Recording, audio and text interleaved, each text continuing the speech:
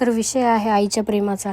मुलगी 1 वर्षानंतर भारतात परत आली आहे हे कळताच 300 किलोमीटर बसचा प्रवास करून आलेली आई आणि भाऊ त्यांचं स्वागत केलं. 7:30 स्टँडला आलो. पुन्हा 10:30 बसला आपली. पहिलंच तुम्ही बार्शीला झालं पाहिजे. हा, सुरुवातीला 2-3 बस गेल्या. ते डायरेक्ट भेटलं वाटलं ग.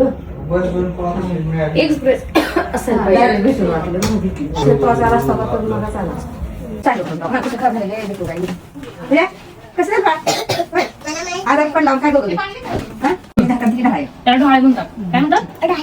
आजी आणलं एवढं सगळं शेतात.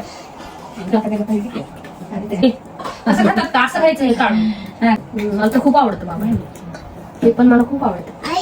शेतात आणलं आजीने. शेतात जाऊन खाते स्वीटवालंच आहे. खा ना तू खाऊन तर बघ. तू फर्स्ट टाइम खातोय.